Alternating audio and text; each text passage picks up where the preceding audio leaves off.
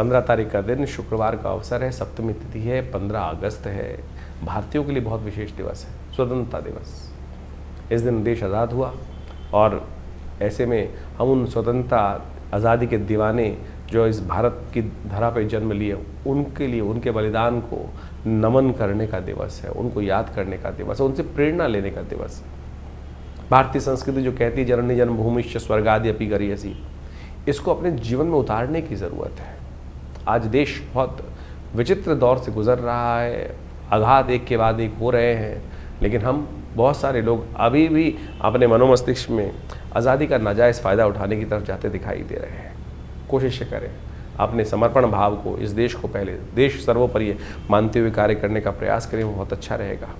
ग्रहों का योगायोग क्या है आपके लिए वो भी आप समझ लीजिए। ग्रहों का योगायोग इस दिन विशेष तौर पर यदि हम बात करें वृश्चिक राशि वालों के लिए जिस प्रकार से बनता दिखाई दे रहा है, वो दिखा रहा है थोड़ा सा ग्रहों का भारी, आपके लिए ग्रहों का योग थोड़ा सा भारी दिखाई देता है। इसलिए आज़ादी का नाजायज़ फ़ायदा मत उठाना, कहीं ना कहीं चलान कर सकता है, नुकसान हो सकता है, इस बात का ध्यान रखें। भद्रा है जो करीब 1 बजे तक रहेगी, तो ध्यान रखते हुए कार्य करें, नए कार्य ना तरफ जाए तो अच्छा है आपके लिए। 16 तारीख शनिवार का अवसर, अष्टमी तिथि विद्यमान है और इस दिन जन्माष्टमी का सुंदर योग है। शनिवार के दिन जन्माष्टमी पड़ रही है और ये शनि का संबंध बहुत सारे लोगों को पता नहीं है कि किस प्रकार से भगवान कृष्ण के साथ है। ज्योतिष के दृष्टिकोण से तो कहा जाता है कि शनिवार को जन्माष्टमी जब पड़े तो शनि को मनाने का बहुत सुंदर दिन बन जाता है। लेकिन कई बार भ्रांति होती है कि शनि जन्माष्टमी है कब, तो इस बार तो कोई भ्रांति है नहीं।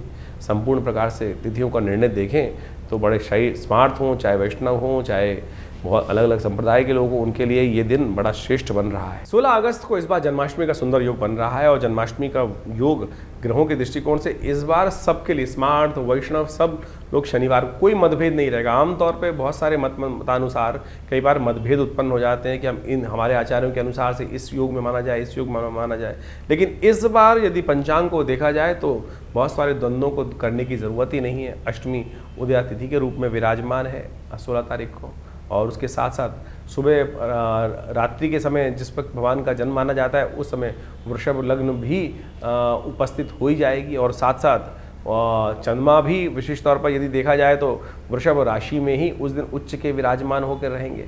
और इसके साथ साथ एक बात ग्रहों का योगायोग और भी बड़ा सुंदर ये बन रहा है कि रोहिणी नक्षत्र वो भी रात्रि के अंतिम पहर में जाकर भोर काल से पहले पहले उपस्थित होने के योग बना लेगा। दिल्ली के पंचांग के अनुसार से देखें तो बहुत सारे ग्रहों का योगायोग इसी प्रकार से बन रहा है। तो क्या स्मार्ट, क्या वैष्णव, क्या संप्रदाय, समस्त लोगों के लिए ये सुंदर तिथि है। भगवान सुंदर का अभिषेक करें,